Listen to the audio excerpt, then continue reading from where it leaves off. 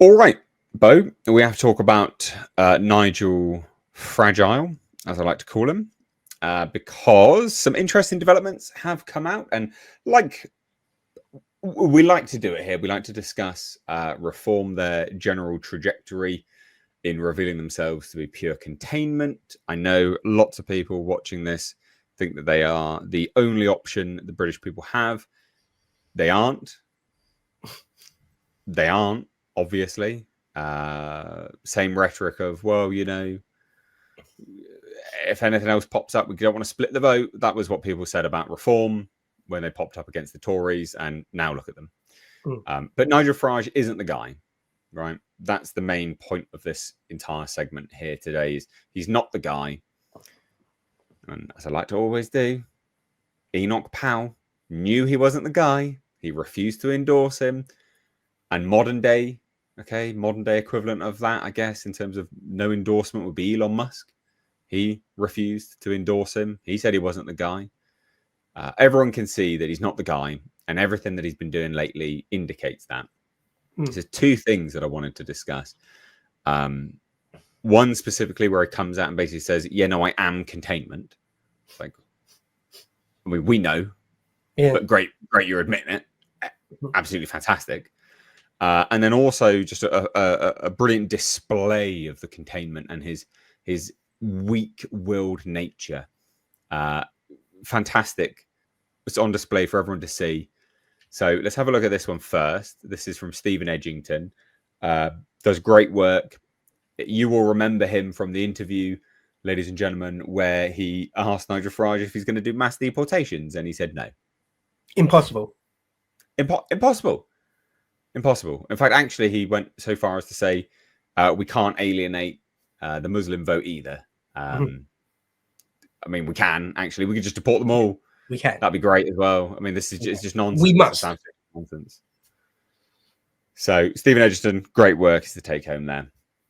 But he tweeted this out and says, interesting quote from Nigel Farage in an interview with The Times, quote, those who try to demonize me could be in for a terrible shock once I'm gone. That's why we say we believe that we are the last chance to restore confidence in the democratic system to change things. Yeah, that's containment. That's containment. Yeah, those that try to demonize me could be in for a terrible shock once I'm gone. Yes, Nigel, because you refuse to accept anyone to the right of you. You are containment. There is a long list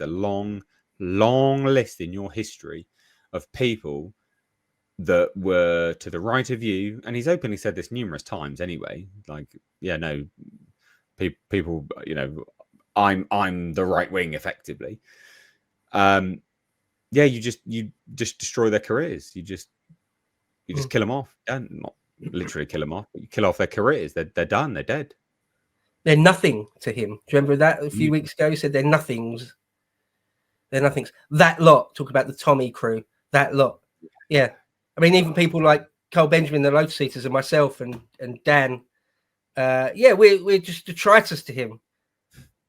We're scum. We're the enemy. We're worse. We're so, yeah. It's always been the case that his politics is the correct politics, and anything 1 inch to the right of it is deplorable. So, yeah, so of course he's containment. Of course he is.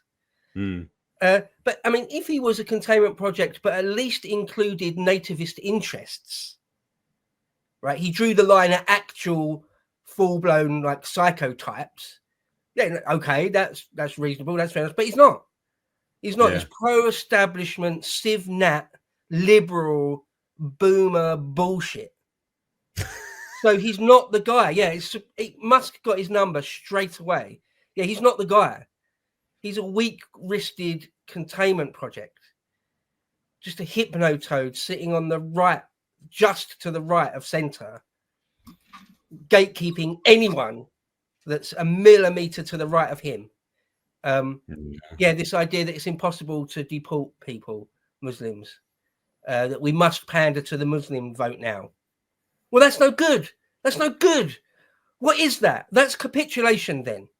So that's no good. No, they're not the only option. There are many other, at the moment, smaller parties, but right, Rupert Lowe's started his movement and Ben Habib's got his party going. We'll see where it goes. And with Corbyn splitting the left of the vote, we'll see how it goes. The idea that it's reform or nothing, it's reform or more Labour. No, nonsense. What fairy tale nonsense world do you live in where that's the only possible outcome? No. We are the music makers. We are the dreamers of dreams. What we vote for, we can manifest into reality. Have some confidence of your convictions. Don't settle for some disgusting managed decline containment like Reform and Nigel Farage. It's disgusting.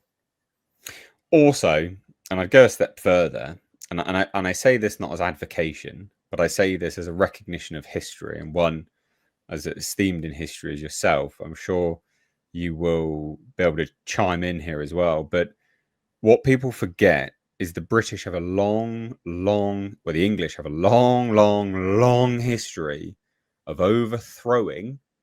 And this is really important to remember because it is true. The English have a very long history of overthrowing their leaders when they do not do what they want them to do. So, yes, I am all for the democratic process. I absolutely am, unequivocally. But people need to remember they are there at our good graces. The leaders are in Parliament because we allow it. We can remove that if we so choose to. There's a long history of that in these great isles. We've done that many times. It's absolutely true. There's this strange revisionist view of history that because Britain didn't have a revolution around the time of the French Revolution, or in the great year of revolutions, 1848, again, we didn't have a revolution. And periods during the very early 20th century, again, lots of revolutions went throughout the world, and we didn't have one. There's this idea that we don't have them. It's very un-British to have any sort of violent overthrow, any sort of violent revolution, that we just don't do it, that our history isn't littered with it. That's something Spaniards and Frenchmen and Russians do. We don't, and Mexicans, we don't do that. It's like, no. That is a completely wrong reading of history. No. We've overthrown and murdered loads of our kings. Loads. We've got from the Glorious Revolution to the Peasants' Revolt. That the deeper you go into history, the more you will find. We've done it many times. So just remember that. Again, well, I think I'm for the democratic process. You see people on Twitter saying, we can't vote our way out of this. When will you admit that we can't vote our way out of this? Well, I don't admit that. No, we will almost certainly have to vote our way out of this. Almost certainly. I kind of hope we do. I hope we don't end up in some sort of anarchy style chaos. I don't want that for my country. I really don't want that. So, just fingers crossed. Like this, again, Nigel's framing it like he's the last option, the last chance. If it's not him, then it's either endless communism or complete violent blood on the streets anarchy. Bollocks, Nige. Sorry, bollocks. You're not the only option. It's not you or nothing. It's not like you're the only person that can save Britain from, like a Yugoslavia-style breakdown. No. In fact, someone much better than you will come along and do it. Well, this is, I think what's so funny about this final statement here, like that's why we say we are the last chance to restore confidence in the democratic system to change things. Nigel, why do you think people are voting for you, mate? Why do you think people have been voting for reform? Do you think it's because they want you to do things like this? With non-stunned meat such as kosher and halal? I don't like it. Should it be banned? I don't like it. Should we only do it the traditional fashion in this country? Do you know what, Nick? I think we've got to a point where the size of these communities is such that it's really quite difficult to do. We could ban it, but we would, if we were to ban it, we would bring this to the centre of national political debate for a very considerable period of time, with strong opinions on both sides, and that's fine. But I'm going to argue we've got more important, more urgent priorities. Coward. What a coward. What a scared little boy. Oh, it's disgusting. It's sickening.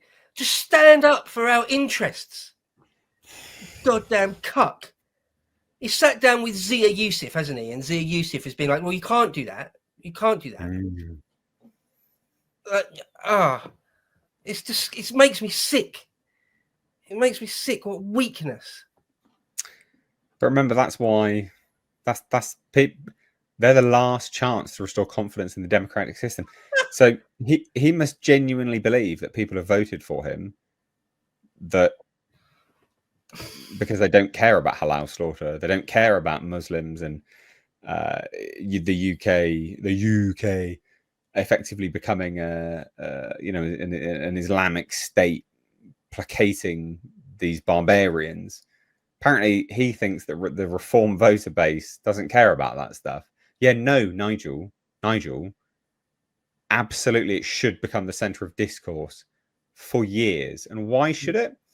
Because when you enforce the dietary habits and also the animal welfare standards that the English have, upon foreign barbarians, invaders, culturally opposed third worlders, then that's the right thing. That's the right choice to do.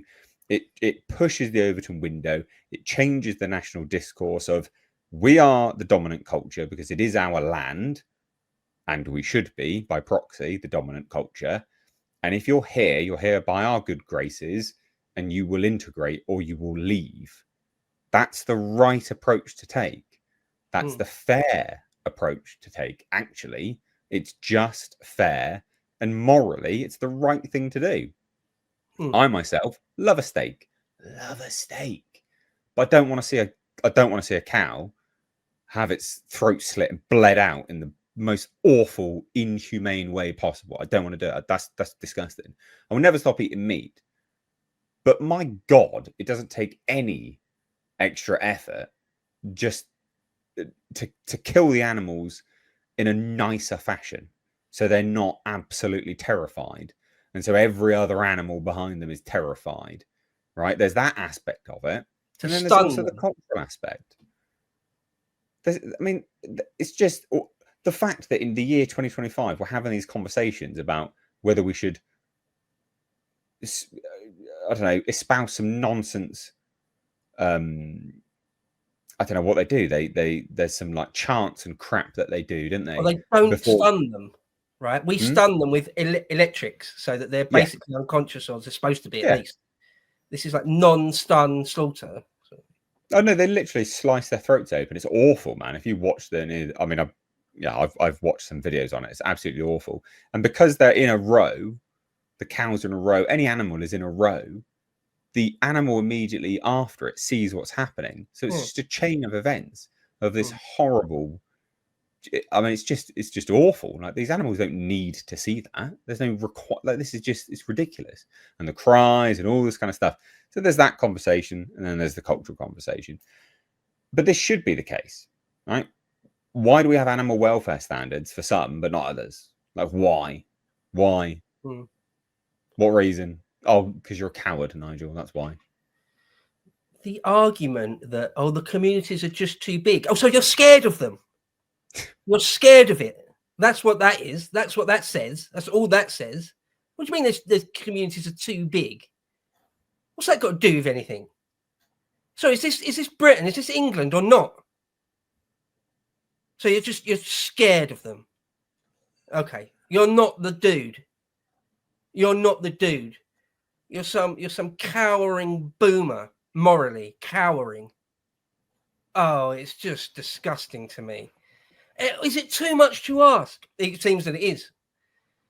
To have someone that's actually got our national interests at heart. Like, what is he doing? What is he talking about? It's just capitulation. And one of the worst things is that loads of our food in mainstream high street big supermarkets like Morrison's or Sainsbury's or Tesco's or whatever, loads of the normal meat there is halal or kosher slaughter, and it might say it very, very small on the back of the pack somewhere, but it's not like, oh, it's just a small thing that happens on a small. It's just something that happens on a relatively small scale, on like just the odd halal butchers that you've got, 1 or 2 in Birmingham and 1 or 2 in Telford or whatever, 1 or 2 in London, and it's done on a relatively small scale. No, it's done on a giant scale. It's done on a giant scale, and people that aren't Muslim are eating it often without even knowing. I don't think people realise how brutal it actually is. I don't think people realise like how bad it actually is, to be fair. I don't think they understand. They don't know what it is, the process that it goes through.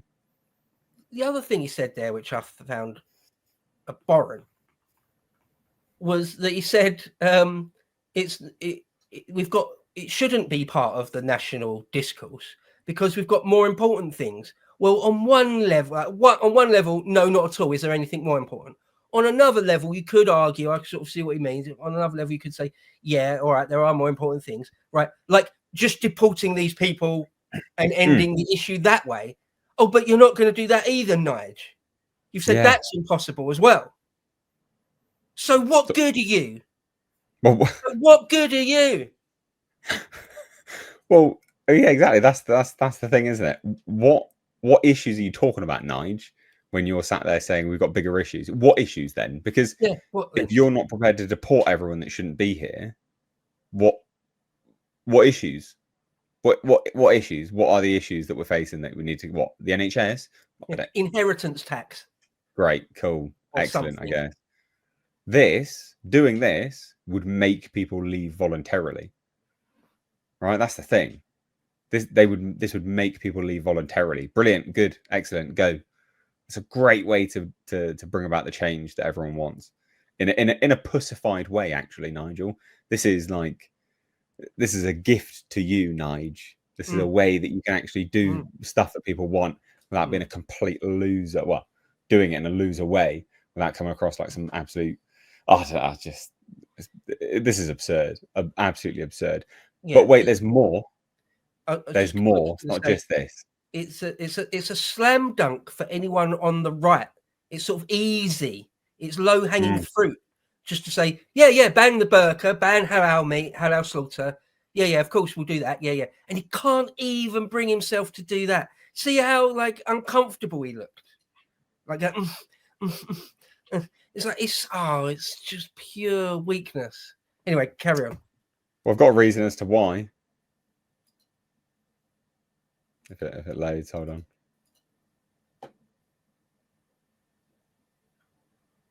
Reform's rising star. Oh, what's this?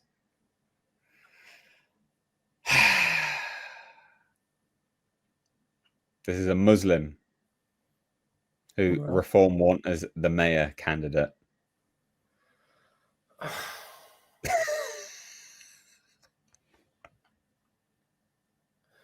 When I was in Reform a few years back, their mayoral candidate was like some big white dude that was like, I think he used to be a cabbie or something like that. It was like a proper Londoner, geezer type. Like that was only like 2 years ago or something, not that long ago. And now they're going with this thing. Yeah, Layla Cunningham. My God. Yeah. I just won't hear of it that they're not containment. I won't have it. Obviously, they are. Use your own eyes. Obviously, they are. But so obviously, many people. They're globalists that will keep flooding us with foreign enemies and insisting that they don't need to really integrate in any way. I don't want them to integrate anyway. I want them to go home. But this is just, it's so clear, isn't it? It's clear as day. It's absolutely clear as day. So you're going to swap one Muslim out as mayor for another one. That's Reform's plan. Well done, good. So this is why Nigel won't do anything. This is why, because he has given himself over to Islamists. Pretty clear as day, I think. Actually, Yeah. The chairman, Zia Yusuf, former chairman, still basically the chairman, obviously, Muslim. Loads of candidates, Muslim. Doesn't want to do anything. Nah. Yeah. Containment. Containment, and he's scared, and he's already capitulated inside his own mind. Never even put up a fight. He needs to be stepped over. They need to be stepped over. They may well be the government in 2029, but beyond that, they need to be stepped over and swept aside and put in the dustbin of history so that some actual nativists and patriots and nationalists can actually do what's required to save this country from hell. Here's my prediction, Bo, and we'll be right, because I'm sure you'll agree with me. He will get into power, right? There will be the government, and a right-wing party, a true nativist right-wing party, will rise up, and Nigel Farage will do all of the left-wing talking points possible. He'll call them racists. He'll say we need to be inclusive. That is going to be Nigel Farage's trajectory, and I bet you I'll be right. He's the last of the liberals. I suspect you are right. He's the final boss of liberalism. Right? Yeah, I think that is what will happen. I hope that's what will happen. Yeah, he'll use all the exact same talking points that the establishment, the current establishment, try to use against him. He's just evil, and he's the next Hitler, and he's a bigot and a racist and a xenophobe, and he just can't stand to see brown people anywhere near him, etc., etc., etc., etc. Yeah, of course. He already does that. Anyone slightly to the right of him, like me, right, he called for mass remigration. Yeah, I just cut out, get rid of him. He's beyond the pale. Someone like Ben Habib, pretty reasonable dude. Pretty much toast, to be honest. And he's like dead to me. Like Nigel, he's dead to me now. Like, thank God I don't have to deal with him anymore. Like someone like Rupert Lowe. Rupert Lowe is a classic, reasonable country gent of a dude, right? Classic. And he if we can put him in prison, we'll do that. We'll make up lies to try and put him in prison. What a scumbag. Nigel, I mean, not Rupert. What a scumbag. Yeah, I mean, it's beyond just like it's a bit frustrating. It's a bit annoying. I would like him to be a bit stronger. It's not that. No, he's as much an enemy as the Tory party. Yeah. Or the Lib Dems or the Greens or the Labour Party, because they're all going to do the same thing, i.e. try and replace us. They're all going to do that. So it's no good. It's no good. He is literally of no use. It's of no good. In fact, it's worse than that, because he is standing in the way in a very real sense, gatekeeping. I mean, he's proud of it. He said it a number of times explicitly. I am the one that over the years has ruined and defeated the real right. Happily talk about that and say that. Yeah, he's a scumbag. He's a scumbag. Containment. From top to bottom. Containment, pure and simple.